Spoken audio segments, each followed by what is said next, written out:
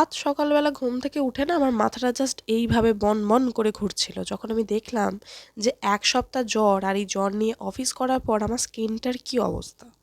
মানে ভাবতে পারবে না এত পিম্পল বেরিয়ে গেছে। যদিও এর আর একটা কারণ আছে, সেটা আমি তোমাদের পরে একটা ভিডিওতে বলবো, যে একটা ভীষণ ভাইরাল হ্যাক ট্রাই করতে গিয়ে বলতে পারো খানিকটাই ড্যামেজ হয়েছে, তবে পুরোটা না।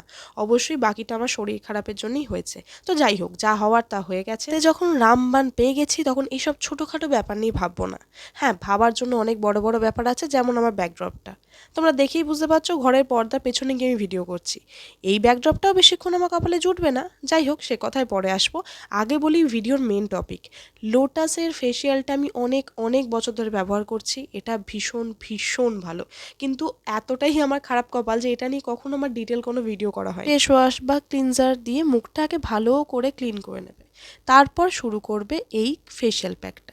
এটাতে স্টেপ বাই স্টেপ সব পরপর দেওয়া আছে। প্রথমে স্ক্রাব, তারপর ক্রিম, তারপর প্যাক, জেল, সব পরপর দেওয়া আছে। ইনস্ট্রাকশন দেখে পরপর ইউজ করে নিতে হবে। তবে হ্যাঁ, আমি একটা কথা বলবো, যে ওইখানে লেখা অনুযায়ী ধরো 15 মিনিট স্ক্রাব করতে বলা আছে, তার জায়গায় 20 মিনিট করলে কিন্তু ভালো, বই ক্ষতি নেই কোনো। তো একটুখানি নিজেদের মতো করে তোমরা এটাকে ইউজ করো। আমি যেমনি ফেস প্যাকটা বেশ অনেকক্ষণই রাখি, প্রায় ওই 20-25 মিনিট তো আমি রাখি, এবং ট্যানটা একেবারে ক্লিয়ার হয়ে যায়। আর আমার যেটা ইদানিং প্রবলেম হয়েছে সেটা হচ্ছে প্রচণ্ড প্রচণ্ড হোয়াইট আর ব্ল্যাক হেডসের। এইটা আমার আগেও প্রবলেম ছিল, বাট এখন দেখছি শরীর খারাপ হয়ে, আর যেহেতু লং জার্নি করতে হয়, তাই অনেক অনেক বেড়ে গেছে এই প্রবলেমটা আমার। তো ওই যে বললাম, এই প্রবলেমটা গেছে, আমার ব্যাকড্রপ প্রবলেমটা কোনো ব্যাপার না। দেখে বুঝতেই পারছো, আমাকে এক ঘর থেকে বিতাড়িত করে দেওয়া হয়েছে, আমি আরেক ঘরে চলে এসেছি। এটা আমার পিসির ঘর।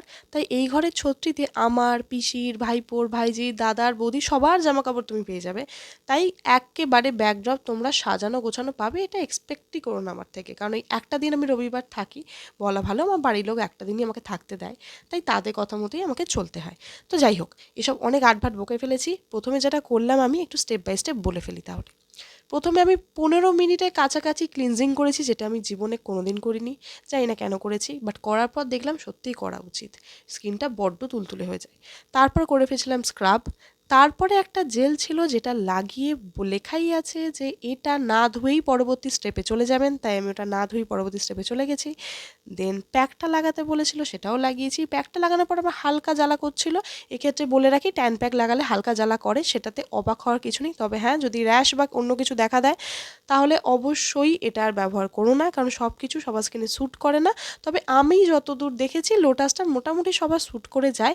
তাও যদি কারোর অ্যালার্জেটিক স্কিন হয়, একটা কাজ করতে পারো, আগে একটুখানি অংশ লাগিয়ে দেখে নিয়ে তারপর এগোতে পারো। মোটামুটি টানা 45 মিনিটস এই রূপচর্চাটা করার পর আমার স্কিনটা কিছুটা মানুষের মতো দেখতে লাগছে। কেমন রেজাল্টটা লাগলো কমেন্টে জানিও।